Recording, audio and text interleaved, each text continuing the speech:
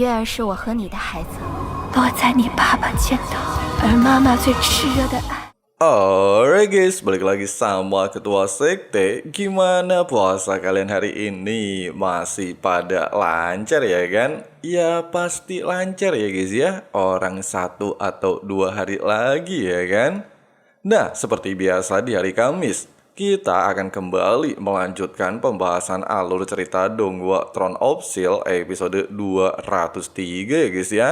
Buat teman-teman yang baru gabung, Mimin saranin nonton dulu pembahasan episode sebelumnya supaya kalian enggak gagal paham ngikutin kelanjutan alur ceritanya. Linknya udah ada di kolom deskripsi. Oke lah guys, nggak usah kelamaan lagi di awal video. Langsung aja simetriskan posisi rebahan kalian. Inilah waktunya kita baku hantam.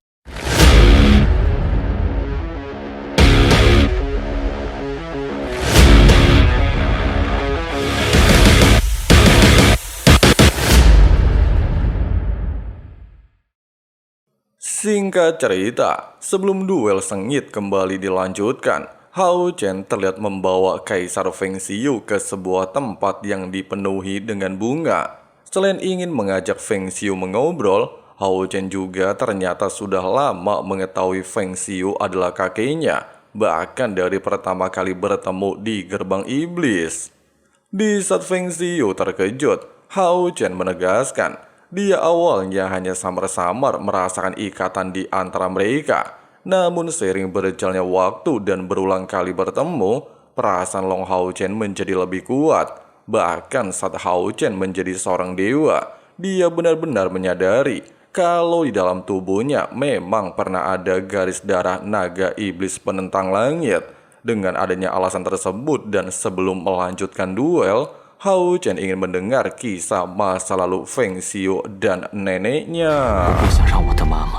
Feng Xiu mengatakan nenek Hao Chen bernama Ling Xuan. Selain wajahnya sangat mirip dengan Hao Chen, Ling Xuan juga memiliki sifat pemberani.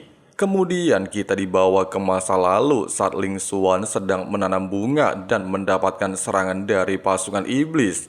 Tapi untungnya Feng Xiu tiba di waktu yang tepat untuk menyelamatkannya dan mengusir pasukan iblis.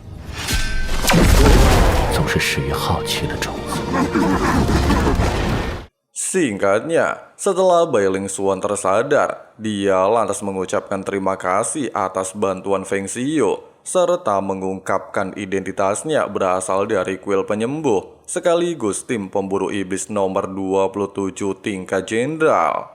Tidak memperdulikan identitas wanita di hadapannya, Feng Xiu justru terlihat heran apa alasan Ling Xuan menanam bunga di wilayah iblis. Ling Xuan menjelaskan, bunga di tangannya disebut Bakung Harapan.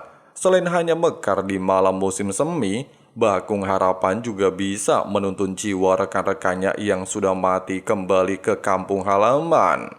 Di saat Feng Xiu merasa heran, serta untuk apa dia repot-repot mengantar jiwa orang yang tidak memiliki ikatan darah, Ling Xuan menegaskan, jika jiwa rekan-rekannya tidak bisa pulang, maka dia juga tidak akan bisa meninggalkan tempat ini. Hal itu juga disebut sebagai ikatan antara manusia, tumbuh seiring berjalannya waktu ketika manusia saling berinteraksi. Mengingat Feng Xiu mengatakan hanya seorang diri dan tidak memiliki teman, Ling Xuan lantas bertanya, apakah Feng Xiu selalu baku hantam seorang diri melawan klan iblis? Sambil membenarkan ucapan barusan, Feng Xiu juga menegaskan bukanlah anggota tim pemburu iblis, melainkan seorang pengembara pemburu iblis. Di saat Feng Xiu tidak menjawab pertanyaan Ling Xuan, sang wanita kembali melanjutkan, jika tim pemburu iblis dapat menyelesaikan 10 misi, timnya akan naik ke tingkat kaisar. Selain keluarga dari rekan-rekannya yang telah gugur akan mendapatkan tunjangan, nama-nama mereka juga akan terukir di makam cahaya kota suci, sehingga dapat dikenang oleh generasi berikutnya. Tapi sayangnya dikarenakan dia saat ini seorang diri dan tidak mungkin menyelesaikan semua misi, Ling Xuan lantas berniat untuk menyewa Feng Xiu demi membantunya. Pada awalnya, Feng Xiu sempat ingin menolaknya, namun ketika Bai Ling Xuan bersedia membayar dengan apapun yang diinginkan sang kaisar, Feng Xiu pada akhirnya menyetujuinya, serta bergegas menjalankan misi pertama. Alhasil, dengan bantuan Kaisar Dewa Iblis Feng Xiu, Bai Ling Xuan berhasil mengusir pasukan iblis tingkat kerojo. Bahkan seiring berjalannya waktu, dia menemukan sebuah benda yang disebut hati kristal, di mana benda tersebut adalah simbol dari jiwa rekan-rekannya yang sudah tewas. Sehingga Ling Xuan saat ini bisa melantunkan doa untuk mengantar jiwa mereka pulang, serta berjanji akan menyelesaikan misi dengan bantuan Feng Xiu, serta meminta Feng Xiu untuk memberinya waktu memanjatkan doa.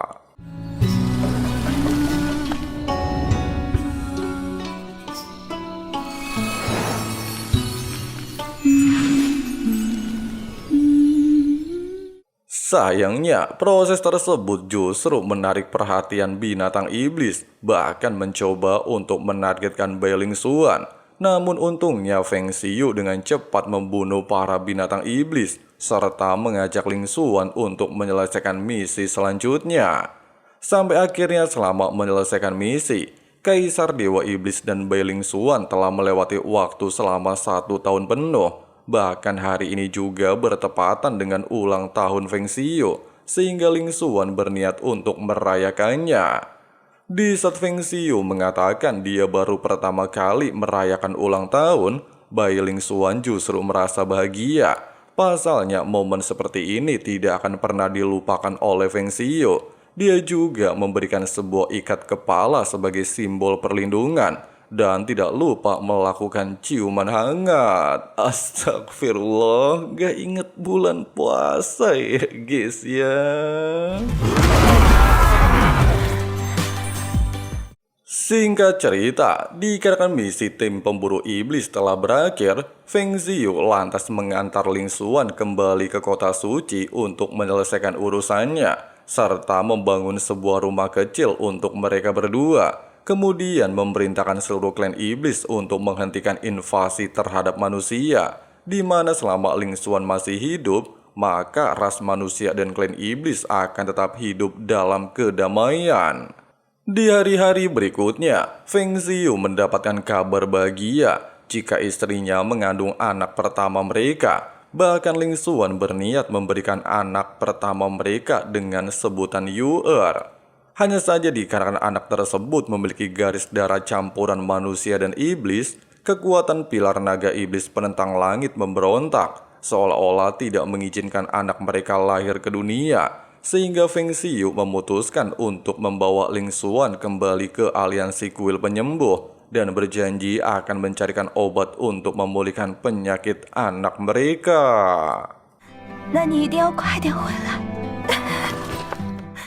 Meski Feng Xiu merasa berat meninggalkan putrinya bersama Ling Xuan, hanya saja demi memutus hubungan pilar naga iblis penentang langit dan calon anaknya, dia tidak memiliki pilihan, sehingga bisa memberikan rasa aman untuk keluarga kecilnya.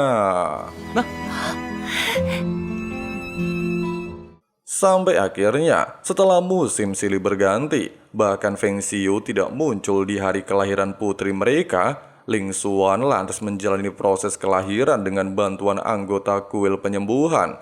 Meski proses persalinan berjalan lancar, tapi hal mengejutkan kembali terjadi. Sang tetua kuil menyadari kalau sang bayi memiliki aura iblis dan merupakan salah satu anak campuran iblis dan manusia. Sehingga tetua kuil berniat membunuh anak tersebut dengan alasan kalau suami Bai Ling Xuan adalah dewa iblis.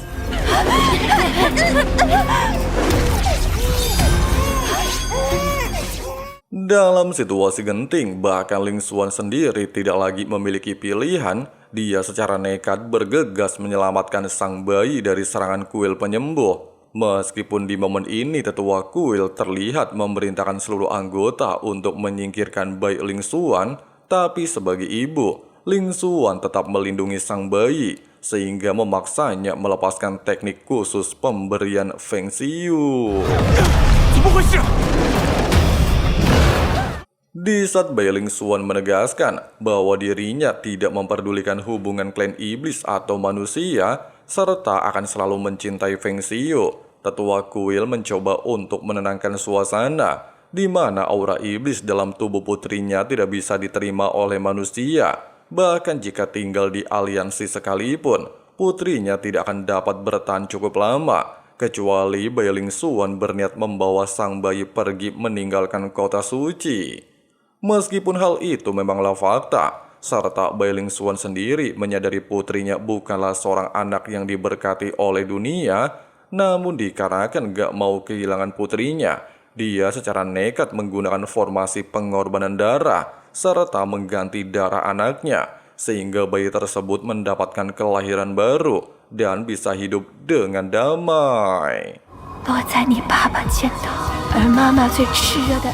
Secara bersamaan dengan kematian Bailing Xuan, bahkan di saat Kaisar Dewa Iblis Feng Xiu berhasil memutus hubungan kekuatan hukum langit dan menghabiskan waktu selama 1 tahun lebih, dia tanpa sengaja menemukan makam istrinya. Sejak Feng Xiu melepaskan aura iblis, bakung harapan alias bunga-bunga kembali mekar pada musim dingin di seluruh benua, sehingga membuat Feng Xiu dipenuhi rasa penyesalan. Bahkan Feng Xiu juga beranggapan, andai saja waktu itu dia tidak bertemu dengan Bailing Xuan, kemungkinan besar kejadian ini gak bakalan pernah terjadi. Long Hao Chen mengatakan, sebelum dia berangkat menuju medan perang, ibunya menitipkan surat darah dari neneknya untuk sang kakek, di mana isi surat ini berisikan pesan-pesan terakhir sebelum kematian neneknya alias Bailing Xuan. Bailing Xuan mengatakan, meskipun dia akan pergi selamanya, namun dia telah menyelamatkan putri mereka. Bahkan Ling Xuan juga tidak pernah merasa dibohongi oleh Feng Xiu. Pasalnya Bailing Xuan selalu menganggap Feng Xiu adalah angin melingkupi dunia. Terlebih lagi jika generasi berikutnya membicarakan kisah kelam mereka, Bailing Xuan berharap semua orang tidak lagi terhalang dengan ras atau apapun itu. Hao Chen menambahkan, surat darah tersebut untuk mengabulkan harapan neneknya, sekaligus memberitahu Feng Xiu kalau garis darah di antara mereka bukanlah sesuatu yang bisa dikekang, dan juga bukan alasan Hao Chen untuk mengubah tujuannya menghancurkan klan iblis. Ucapan tersebut lantas mengingatkan Feng Xiu dengan sikap Bailing Xuan. Dia beranggapan, jika istrinya masih ada di dunia ini, mungkin keluarganya pastilah akan hidup bahagia. Namun di waktu bersamaan, Long Hao Chen terlihat memberikan salam hormat kepada Feng Xiu. Hal itu dia lakukan sebagai tanda pernah mewarisi garis darah pilar naga iblis penentang langit. Meskipun garis darah tersebut benar-benar menghilang seiring pembentukan jantung abadi, namun Hao Chen sendiri tidak lupa mengucapkan terima kasih untuk Feng Xiu. Pasalnya dia pernah membiarkan rekan-rekannya tetap hidup. Singkatnya, setelah mendengar Kaisar Dewa Iblis tidak mempermasalahkan hal tersebut, Hao Chen lantas mengajak Feng Xiu untuk membuktikan siapa yang akan keluar sebagai pemenang duel baku hantam. Nah guys, seperti itulah pembahasan alur cerita Donghua Throne of Steel episode 203-nya ya guys ya. Dimana di episode kali ini gak ada baku hantam ya guys ya. Bahkan bikin Mimin cukup terkejut. Soalnya malah gosip alias mengenang masa lalu ya guys ya. Ya walaupun ceritanya lumayan untuk dipahami dan diikuti, tapi menurut Mimin terlalu ngebuang-buang waktu ya guys ya. Gak langsung ke inti baku hantamnya. Jadi kayak dilama-lamain gitu ya kan. Ya moga aja di episode selanjutnya baku hantamnya langsung kelar ya guys ya. Oke lah, mungkin segitu dulu untuk pembahasan hari ini. Terima kasih banyak banget buat teman-teman yang udah nonton videonya sampai habis. Di sini Abang Frengsi Ketua Sekte undur diri dulu. See you and bye. When everybody wants to be king, yeah they all wanna ring, yeah we all wanna be free. So show me what you got, what you bring, how you fight in the ring, how you take a fucking swing.